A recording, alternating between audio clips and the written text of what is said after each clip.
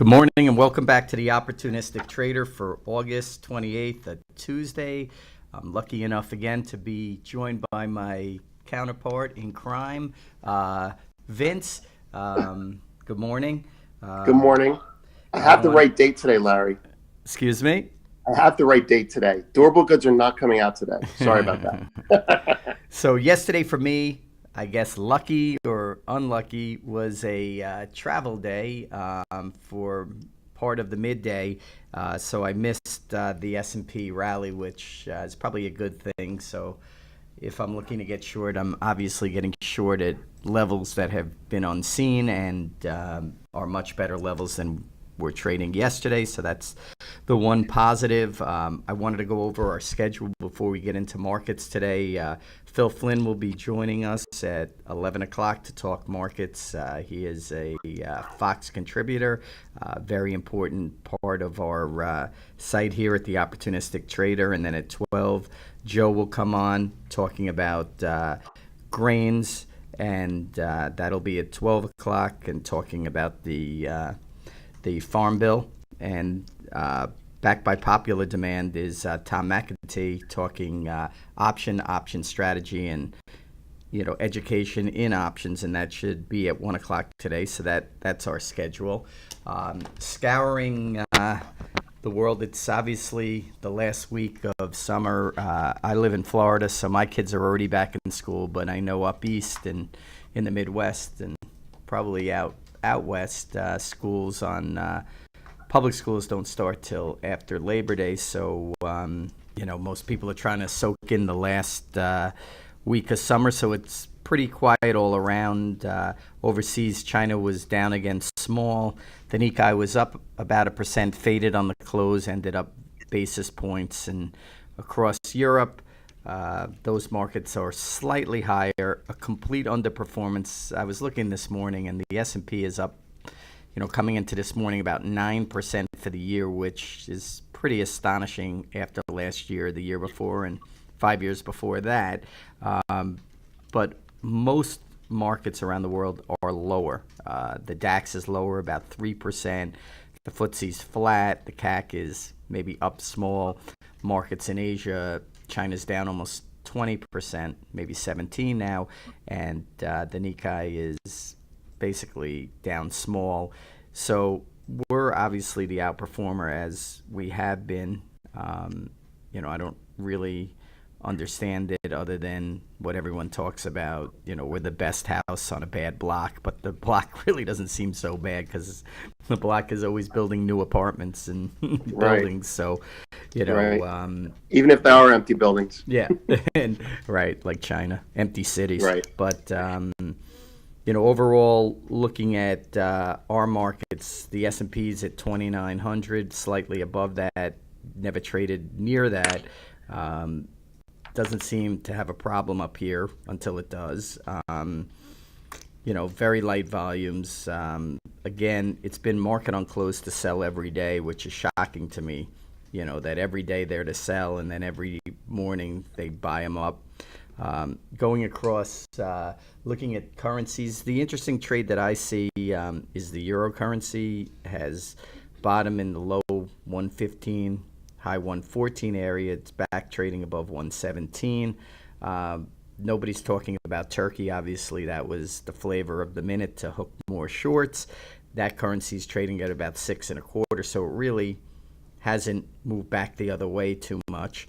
I guess a lot of what I was reading this morning is the reason why the market rallied was that we had a deal with Mexico, NAFTA. But what was interesting is the peso really didn't move that much. It only rallied about 1% and then came back in. So, it's interesting on that front. Another interesting takeaway from yesterday's action for me was volatility was higher.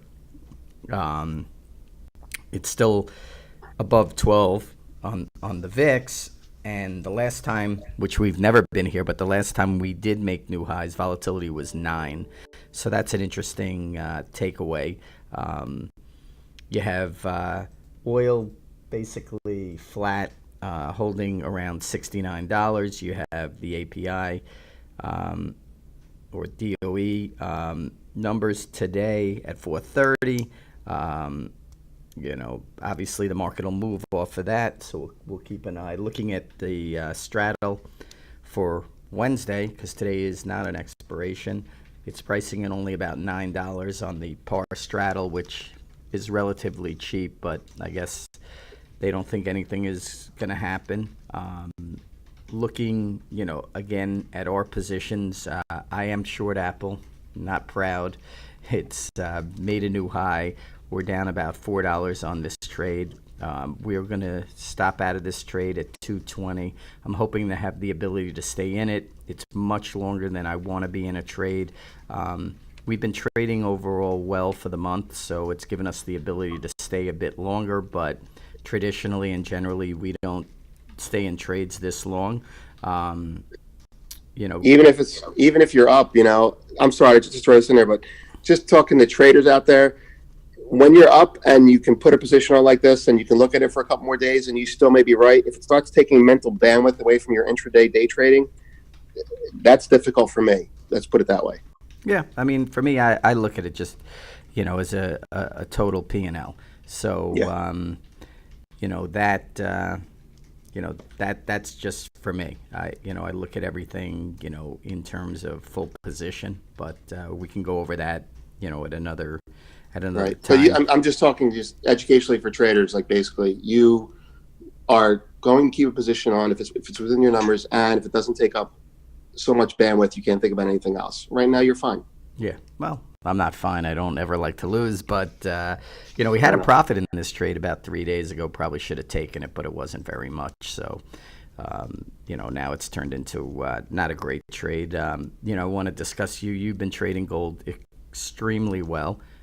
You are long it here. I'm interested in knowing your thoughts on your positions and levels and what you're doing. But you've been spot on in gold, Sure. And I'm interested to hear your thoughts.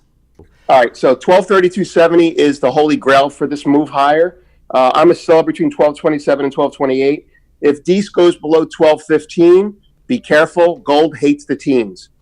It may settle in the teens, but it will whip back and forth from 1220 to 1210. Point being, we're trading about 19 and a half right now. If it gets below 1215, look for 1210. So it's kind of like, for me, the 1215 straddle, and this is not a system trade or technical trade, this is just a historical. 1215 is an area that we won't sit at. So below 1215, look to get short all the way down to 1208. Below 1208, you could be short down to 1201. Conversely, all those numbers are buy levels if you're buying dips or covering shorts. On the upside, well, actually, continuing below 1201, I don't have anything until 1194. Below that, I have 1180. On the upside, if you're trading intraday, if you're trading the ranges today, I would say you want to sell a little bit before the 1229 to 1232 area. I'm at 1227 right now. I'm going to move my target up to 1228. You'd be a buyer a little bit above 1215 if you're looking for a range trade. You'd be a seller below 1214. I'm not saying you'd put your sell stop there if you were long at 1215, but those are like areas of interest. So basically, for today, well, to recap yesterday's trade, I had a volatility hourly buy signal that hit up at 1213.90, and I was immediately rewarded because coincidentally at that moment the market rallied strongly on the first headline, which was Trump to talk trade at 11. And I think the market short started getting spooked because they thought he was going to say something about China. Maybe they struck a deal. The next headline was, Trump's going to be talking about, NAFTA or the new NAFTA, whatever he wants to call it, Magog or whatever. And then gold started to stabilize and sold off a little bit, but it kept its gains. So the shorts are definitely, I think, keeping this market underpinned. Now, what happened yesterday is I bought at 1213.90. It went basically up to 1220, and I did nothing because my target was 1227. Risk one to make two. Market goes back down at 1214.90, and I stop out because that 1214 and 1215 area is annoying. I stop out of my position, booking a very small profit. but then it holds 12.15 and I buy back in at 12.15 and a half. Today we're trading 12.20 and a half. So that's the way I'm swing trading this market right now. The 1 hour volatility signal gave me another buy this morning. I'm not buying it again. It just reconfirms what I have. When the market hit about, I can tell you what that was a couple hours ago. When the market crossed over at, say, 4 a.m., trading 12.19, that gave me a reconfirmation of the buy, even though we had a long candle after that. The 4 hour is the key right now, I think, if you're looking at volatility trading. The 4 hour is showing an orderly move higher, an almost boring move higher if you're ignoring intraday moves. Gold looks like it's good on this signal, more macro for me, as long as we're above 12.09. That's it. I trade around it, basically. Does that help any, Larry? Yeah. It gives me some good levels. I mean, for me as a trader, this is a level in here at 12.20. It's a good level. It's a good level. Yeah, I would look to fade it in here somewhere, but obviously this looks to me more like a currency trade than anything else. Yeah. So if you take out the way I look at it from a volatility perspective, which is kind of cool that we talk about this. I'll say I have a buy on a volatility level. Should I buy it? And I'm going to buy it on the system. But then after you buy it, news comes out like the trade thing.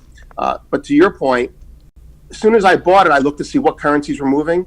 And at the time, the US dollar yuan pairing was moving a little bit, not enough to get it going. But yesterday it was the euro that was stronger. So it seems like the dollar, for whatever reason, is rotating around weakness against other G10 countries. So I can't really look at it as a currency play other than currencies may be catalyst, events and headlines may be catalyst. But I think gold is just starting to get a life of its own. And I'm not, I'm biased bullish, but I'm not ignorant of my own bias. I know this is a short covering rally.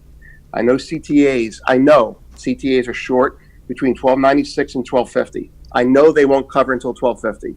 I know that hedge funds have been just given recommendations to buy because shorts are covering. That's an institutional recommendation coming from multiple banks that a lot of people don't know. I happen to see them. That's one of the reasons that we're buying. I know commercials are out there. When you look at commitment to traders, everyone's saying the hedge funds are so short. Yeah, that's true.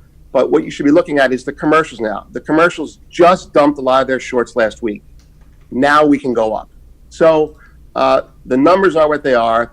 Any headline can make it currency driven or whatever they want it to be. But right now it is just a short squeeze, although it's not a real short squeeze. It's just the shorts are just getting stopped out. But you think, but where do you think the shorts came in? I mean, the market is 60 higher than the low. So yeah, well, let's put it this way. There's three types of shorts in this market that will stop out. All right, one type is the undercapitalized or short-term algo. Those guys have been getting in and out all the way down, kind of like day traders would. And they will be getting in and out all the way up, possibly getting long soon, but not for a while. The second type are your large macro hedge funds that had been long above 1,300 and got out under 1,300 and got short under 1,280, give or take. This is conjecture. Yeah, but these they're are up my so much levels. money. How are they getting squeezed? I'm not understanding. Well, that's the whole point. Of the definition of a short squeeze, as you know, the true definition of a short squeeze is you're short stock, you can't get it, it's not lendable, no one's lending it to you. That's a true short squeeze. Supply is restricted on the short side. On the precious metals, the true short squeeze is you can't get metal to borrow to cover your shorts. You can always get metal in gold. There's no such thing as a true short squeeze like you have in equities in gold. Silver is a different story. We'll talk about it another time. But short squeeze is a phrase that everyone uses. So we're using it incorrectly here, but the shorts are weaker because there aren't many longs left in the market. The type of short that I'm talking about that I got from a report is the only CTAs in gold that are profitable right now have been short from 1296 to 1251. those CTAs, which are basically the replacement for the retail funds, retail players, will start covering above 1250. But So in my opinion, here's my question. As being a fund manager for a long period of time, you're short at 1280. The thing goes to 1160. How are you not covering? Like, I mean, that's a massive move. What are you looking for? I don't understand that either, to be honest with you. I have a feeling that everybody's wrong with the term. I have a feeling that, at 12, if you're a CTA, right, and you've got your clients in multiple products, they may be rationalizing keeping that profitable trade on because they have something going, up their behinds on the other side. But as a hedge fund manager, if you manage a macro fund and you don't, and you look at each position as a hedge for the other, maybe they let it run. But on the other hand, if you're looking at it as individual P&Ls within the fund, you should have covered. If it's a rhetorical question, I don't have the answer. Well, it doesn't make sense to me either. It's just curious to me. If I'm selling them at 12.20 and I get $7 or $8 in a day for the amount of volatility there is in gold, it's a great trade. And absolutely, if you're getting the average daily range is under $7. Right, if you I'm can saying get you're that, getting you're a $100 move. You're talking about 30 days or 20 days of movement in one direction, which we actually had. That's right. Pretty good. I do think gold is in a downtrend. I don't think that has changed. Right.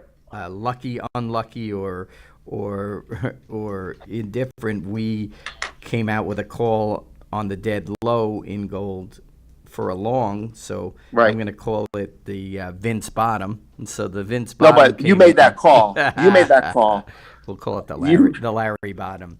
It's the Larry bottom. The bottom came in, that night out of Asia. It looked interesting because it was the first time almost in the whole move where we had accelerated volume and big movement. So again, it was capitulation what we thought would be a trading low. I don't think we come back into that area, although I do think at some point, whether it be today or next week, that we trade back in the 11 handle. I don't think the move is over, but I'm not going against your position. I'm just saying. But I'm agnostic generally. I mean, I would reverse below 1208. That's right. That's true. So we've spoken on gold, which is getting too much props. Sorry. At this point, it's got everything's got event risk right now. Yeah. Anything that Trump says about the China trade thing could play havoc with the dollar, and as a result, who cares about gold? And it goes to zero again. Yeah, and the S&P, is at an all-time high. I think we should spend some time on that. It's above 2,900. I was driving into work today, and scary to say, but I have fills in S&P under $100, 100 points, and now it's almost at 3,000. It's shocking to me, and the market just wants to buy every level and is bullish and, forgetting everything. So, we're in summer doldrums. I think the market trades lower from here. It may trade a bit higher, but it trades lower from here. We're going to look to sell some rallies, maybe do some spreading and options a little bit longer term that takes us out more than a week. We'll be back on that later.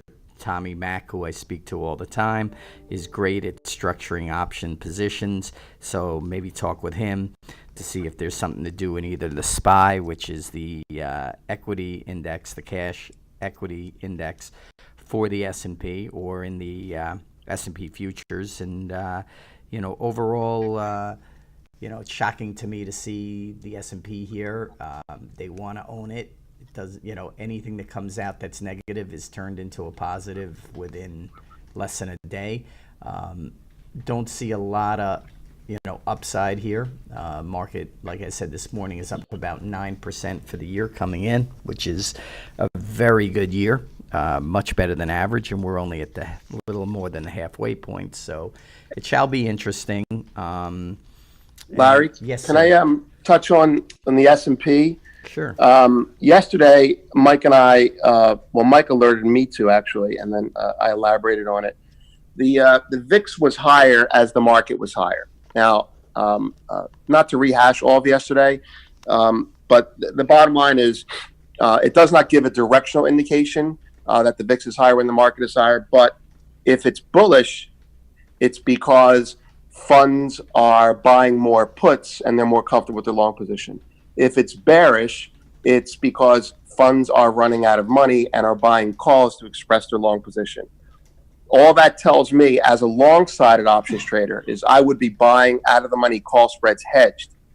How you would play that potentially, I don't know. But it looks to me like a higher VIX with a higher market means inflection point. Doesn't mean we're not going to scream higher in a blow-off rally like you saw in gold that other day.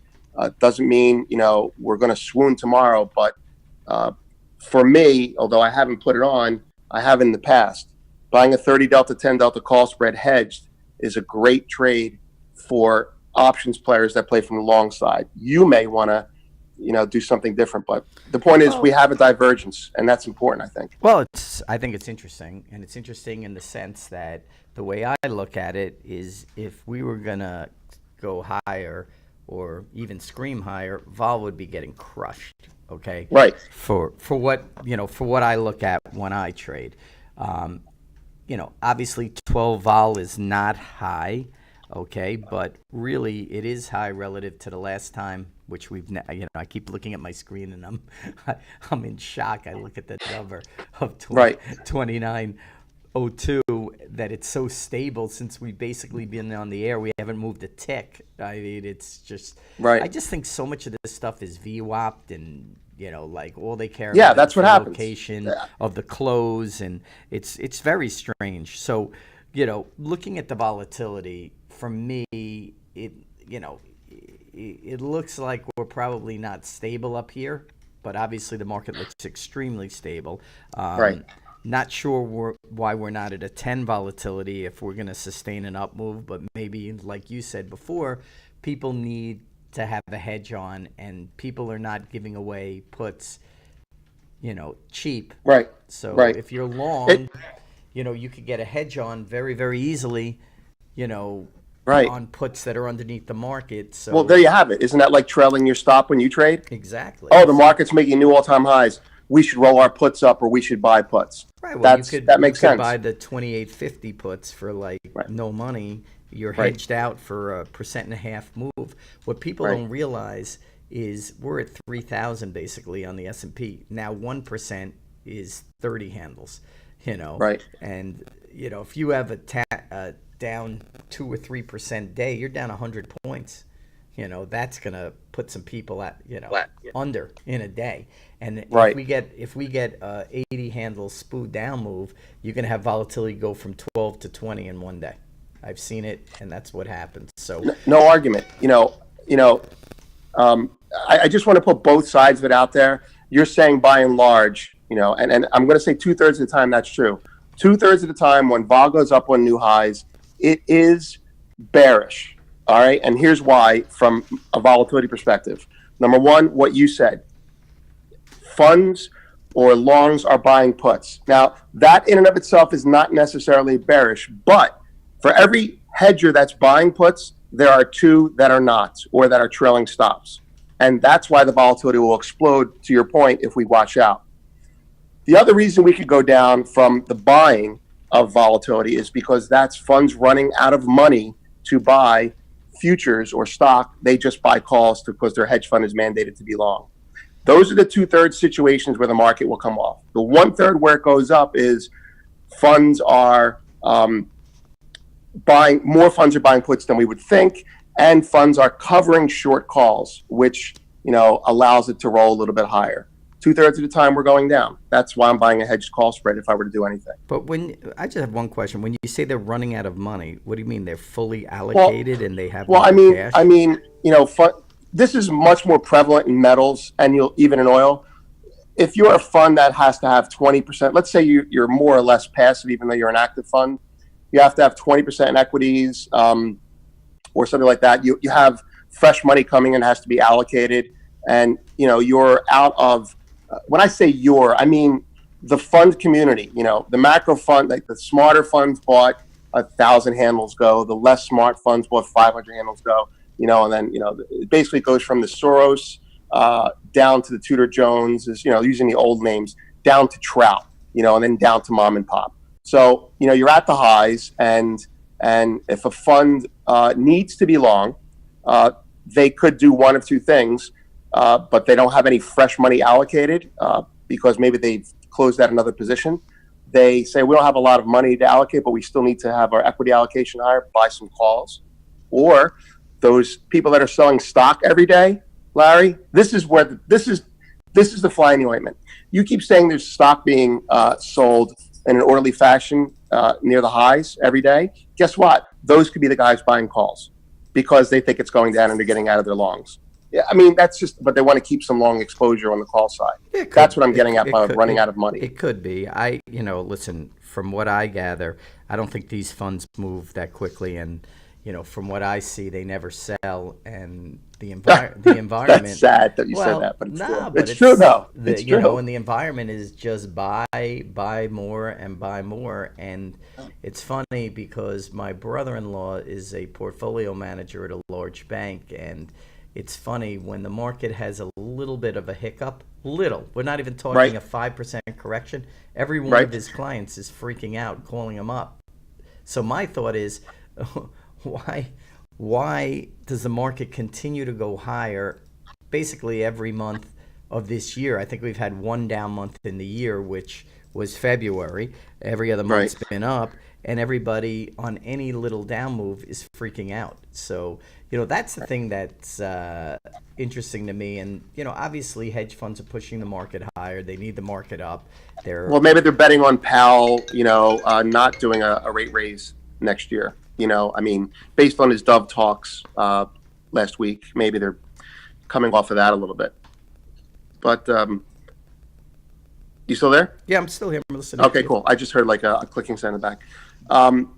But to your point, yeah, I mean, who's running out of money? It doesn't look like anyone is because it keeps going higher. What I mean is for the short term, maybe allocations for the month or for the quarter.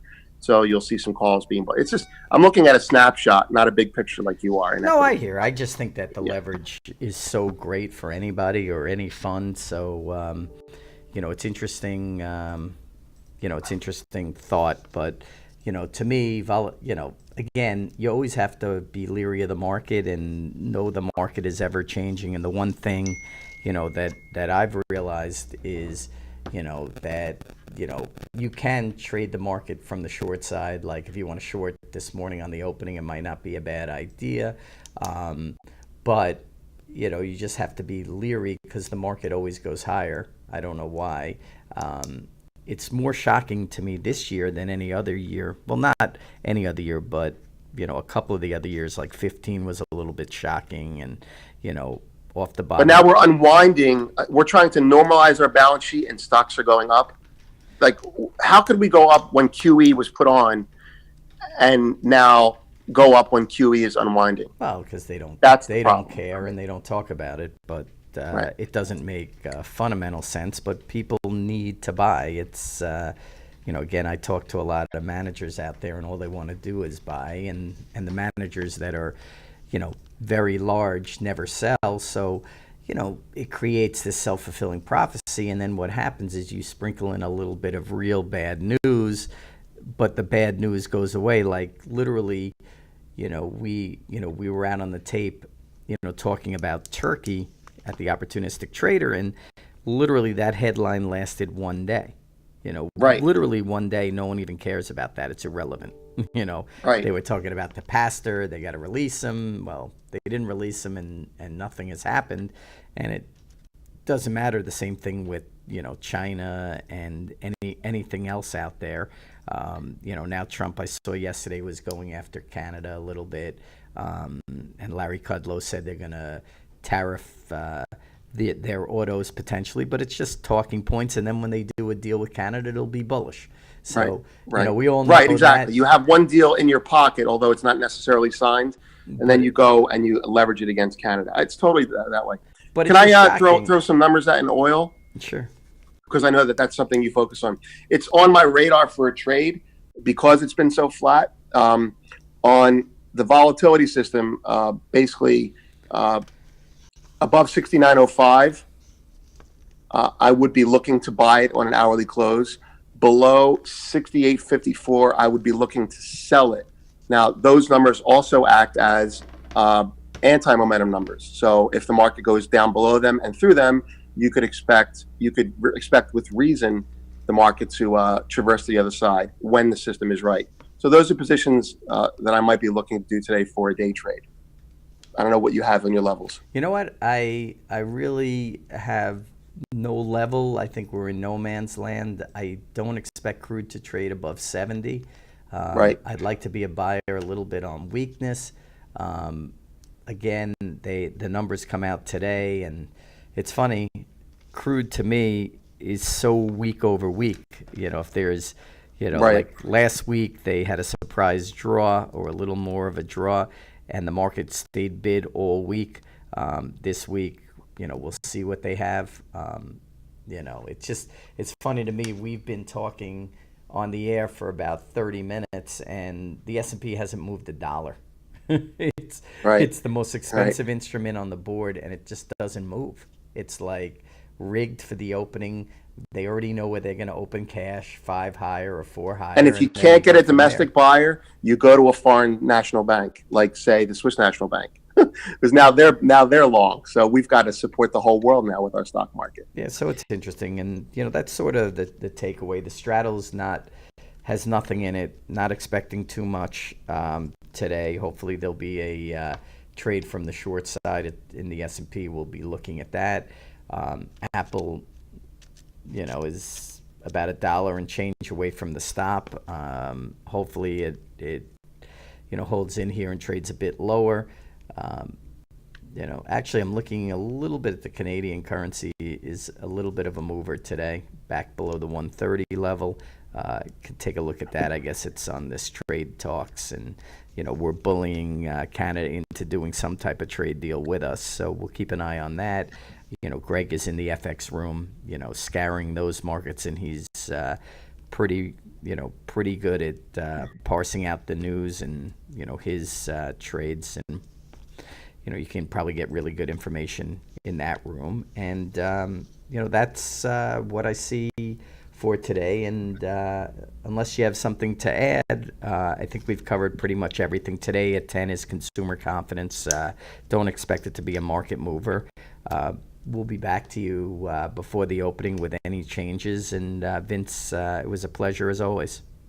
Thank you, Larry. And for once, I have nothing to add. Have a nice day. You too, care. man. All right. See you in the room. All right. Take care. Bye-bye.